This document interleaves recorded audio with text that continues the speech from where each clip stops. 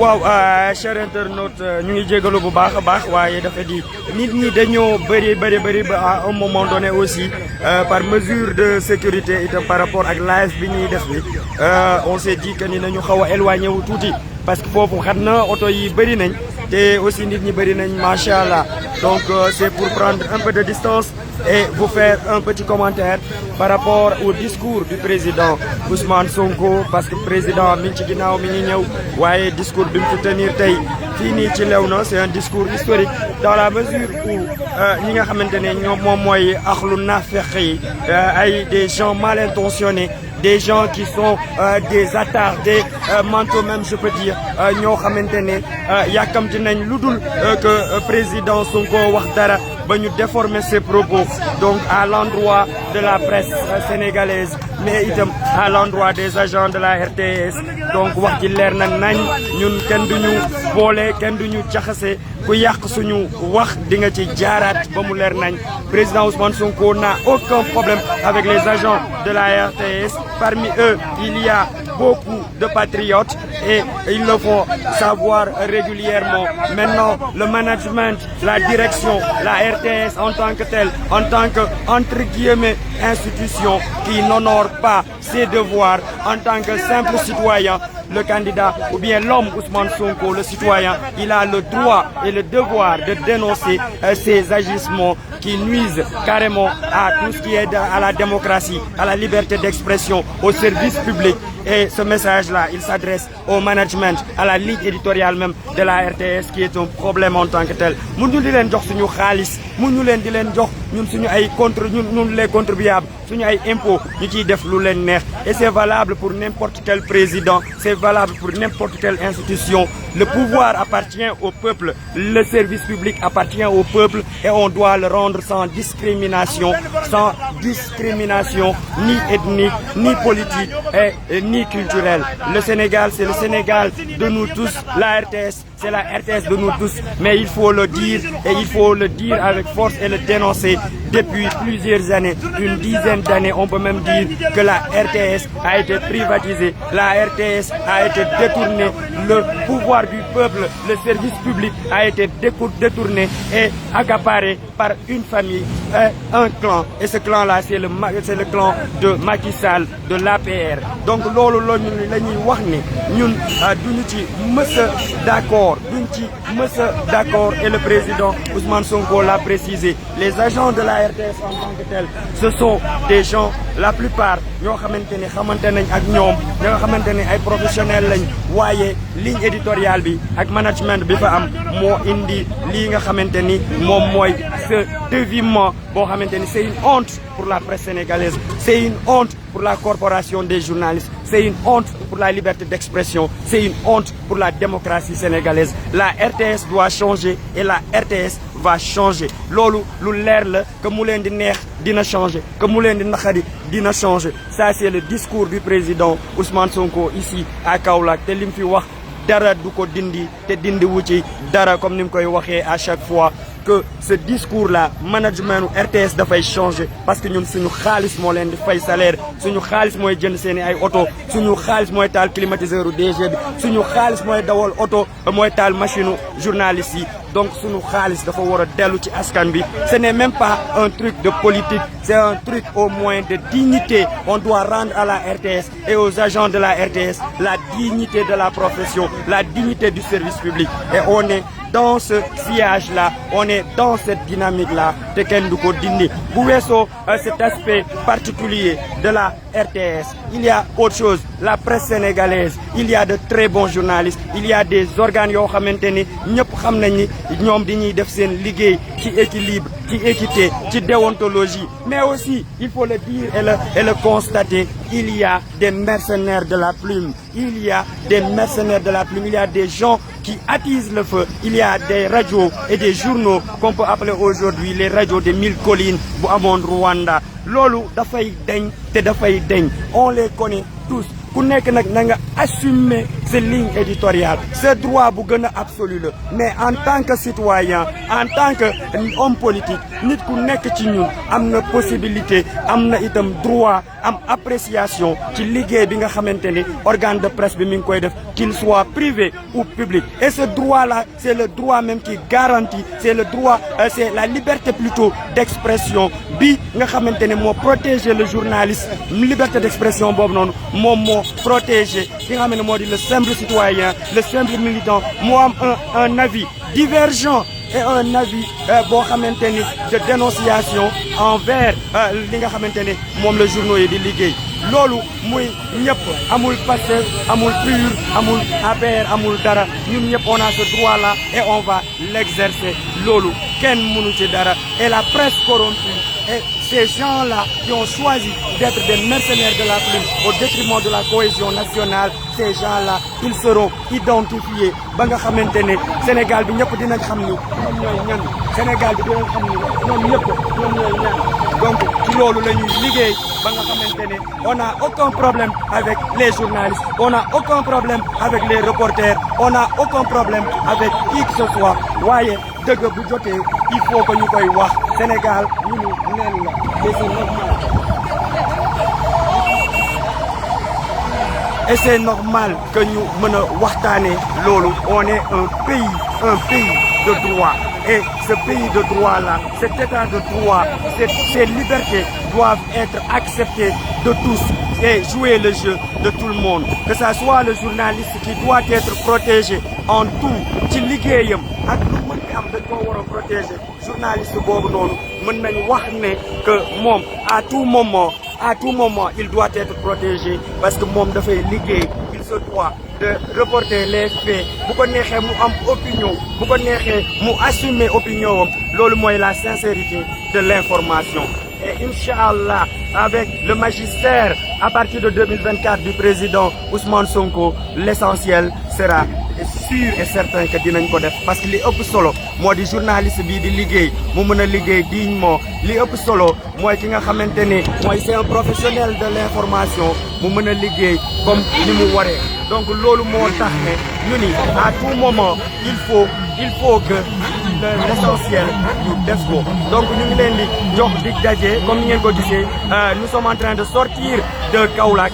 Donc loolu moo tax yëngu-yëngu yi bëri parce que gars yi il faut ñu accélérer tuuti pour mën a dem Kaffrine. Donc on vous donne rendez-vous ci kanam incha allah ci beneen live ñu dellu si waat.